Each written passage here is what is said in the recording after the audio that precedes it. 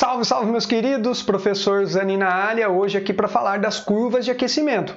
Uma informação extremamente importante na identificação das substâncias e das misturas. Na aula passada, se você não assistiu, fica aí o link. Nós conhecemos as substâncias e as misturas a partir de suas propriedades, as suas classificações, e nessa aula a gente vai usar essa ferramenta importante para poder compreender um pouco mais sobre esses dois grupos de matéria, beleza? Bora lá então! Bom, então primeiro o que a gente já sabe? Que existem dois grandes grupos.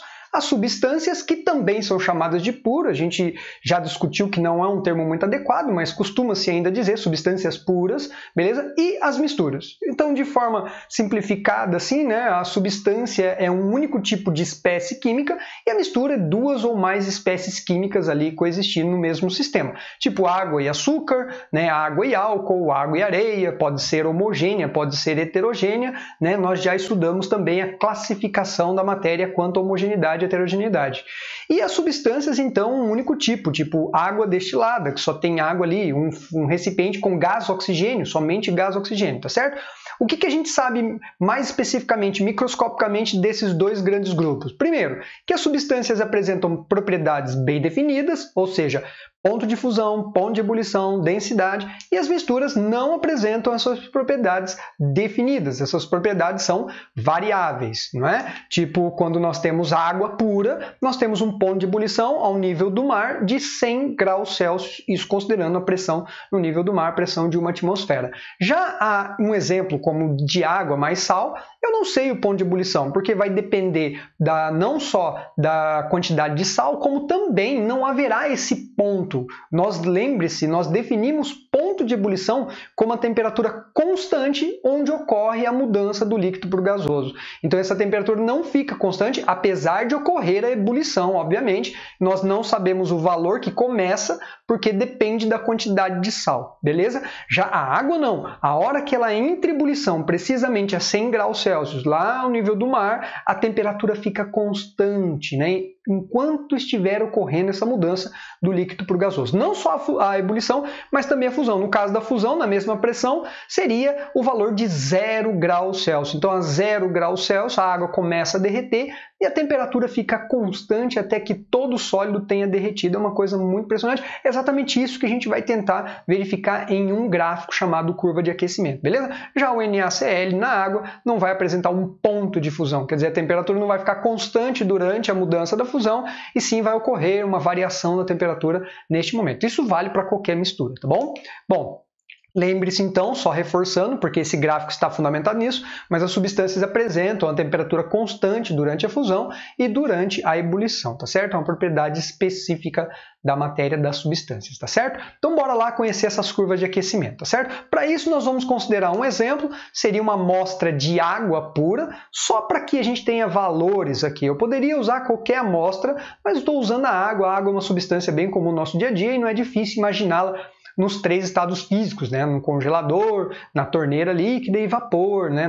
No chuveiro, sei lá, na hora que está fazendo um aquecimento de uma água para uma refeição. Bom, enfim, então imaginemos a água a menos 20 graus. Obviamente que ela está no estado sólido, né, num dia na pressão de 1 atm, e aí, né, nós temos um nome específico para a água no estado sólido, que é gelo, né? Ok, qualquer substância no estado sólido tem o nome da própria substância, tipo ferro sólido, ferro.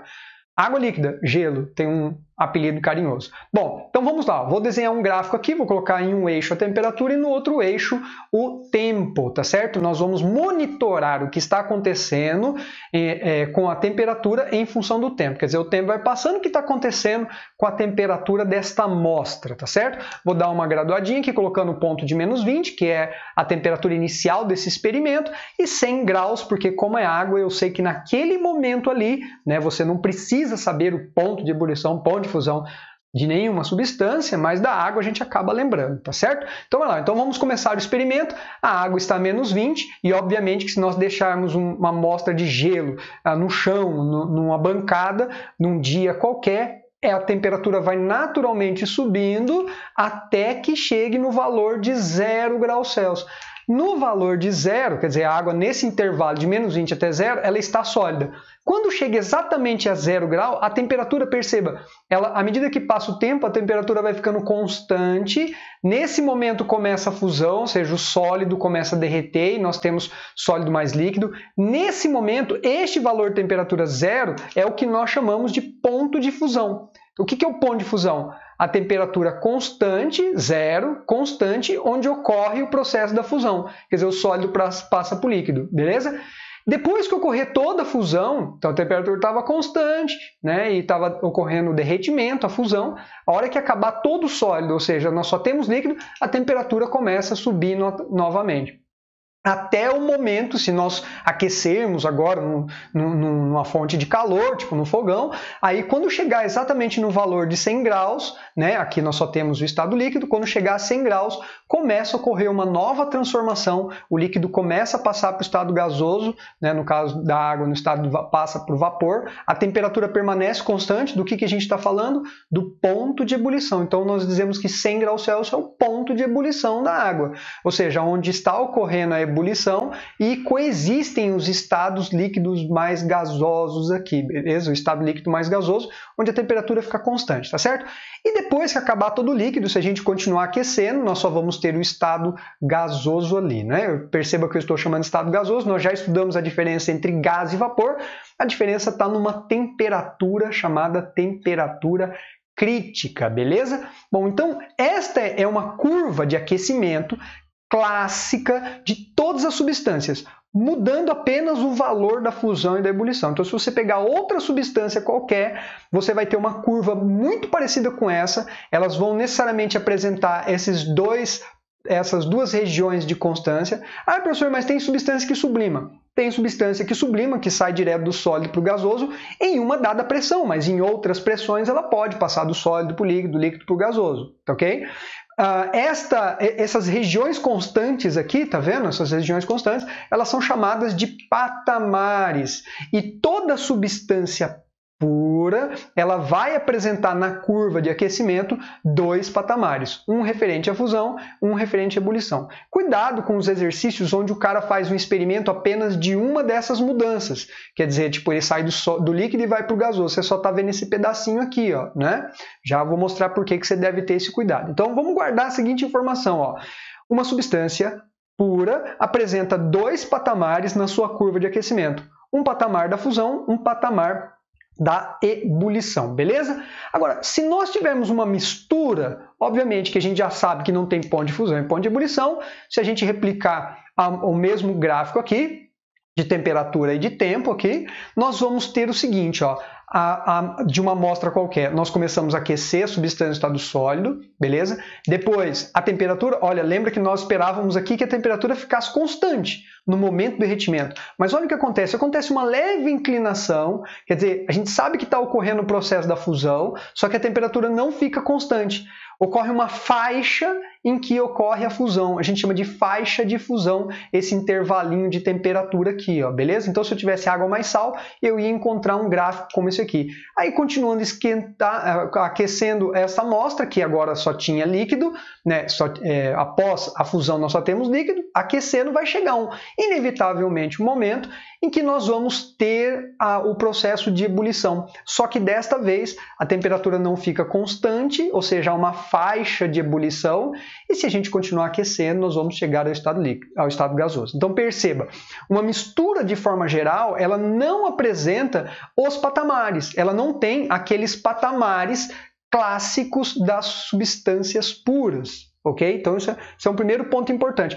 Isso é legal porque você está lá no laboratório, aí tem uma amostra de um líquido, você começa a aquecer, a hora que entra em ebulição, você não encontra a temperatura constante. Ou seja, não tem patamar. Isso é uma mistura, ponto final. Porque se fosse uma substância, necessariamente teria que ter o ponto de fusão e o ponto de ebulição. Né? Se você verificar só a ebulição, teria que ter o ponto de ebulição. Agora, presta atenção no seguinte, ó. Existem alguns casos específicos, especiais de misturas, que não apresentam os dois patamares, é verdade, mas pode apresentar apenas um patamar. São casos especiais. Então, vamos guardar a seguinte informação. Ó. Uma substância sempre apresenta os dois patamares. o ponto de fusão e o ponto de ebulição. Uma mistura, ela não pode apresentar os dois, entende a diferença? Ela não pode apresentar os dois. Significa que ela pode apresentar, então, um desses pontos, beleza? Então, são casos especiais, tem nomes especiais, tem que tomar cuidado com esses termos. Uma delas é essa daqui, eu vou mostrar já diretamente. Ela não tem aqui embaixo, tá vendo a faixa de fusão? Ela tem uma faixa de fusão aqui, mas lá em cima a temperatura ficou constante. Tem um ponto de ebulição, então. Por que não é uma substância? Porque não tem o ponto de ebulição e o ponto de fusão, tem apenas o ponto de ebulição. Misturas desse tipo, elas recebem um nome carinhoso de misturas azeotrópicas. É um exemplo clássico da água mais álcool, quando tem 96% de álcool. Quando você tem 96% de álcool e 4% de água, essa mistura tem um comportamento azeotrópico, ou seja, existe um ponto de ebulição, água e álcool se escapam com a mesma intensidade, na mesma temperatura, legal? Por isso que é difícil separar a água de álcool 100%, porque quando chegar a 96% de álcool, vai se transformar numa mistura azeotrópica e aí a gente não consegue mais separar fisicamente essa mistura, beleza? Bom, outra possibilidade, claro, você deve estar imaginando já, se tem um ponto de ebulição, um caso especial que tem ponto de ebulição, também deve haver um caso especial, olha só aqui, que tem um ponto de fusão, mas não de ebulição. Então tem um ponto de fusão, mas não tem um ponto de ebulição, tem uma faixa de fusão, beleza? Então são os dois casos especiais das misturas. Lembrando, ó, substância tem os dois patamares, o ponto de fusão e o ponto de ebulição. Uma mistura não pode apresentar os dois. Portanto, pode apresentar um. Quando tem o ponto de ebulição, mistura azeotrópica. Quando tem o ponto de fusão, a famosa mistura eutética. É um caso clássico das ligas metálicas, tá bom? Então, ouro 18 quilates, é muito comum nos vestibulares, nas provas do Enem, a liga metálica entre estanho e chumbo, que são as soldas eletrônicas, aqueles pontinhos cromadinhos que você vê nos circuitos eletrônicos, aquilo é uma mistura de chumbo e estanho, aquilo ali tem um ponto de fusão, e então é um exemplo de uma mistura eutética, beleza? Olha lá, o álcool 96%, 4% de água, isso aqui é uma mistura azeotrópica, é um clássico também, beleza? Então, cuidado, por que cuidado? Quando lhe for apresentado um gráfico de curva de aquecimento, se o cara apresentar, ele pode pegar assim, por exemplo, imagine a seguinte situação, ó. Ele pega um recipiente que tem um líquido e ele aquece até a ebulição. Então, nós estamos falando, se ele pega um líquido e aquece até a ebulição, nós não estamos vendo essa parte de baixo da curva aqui, tá vendo? Que é referente à fusão. Então, eu não sei o que está acontecendo aqui.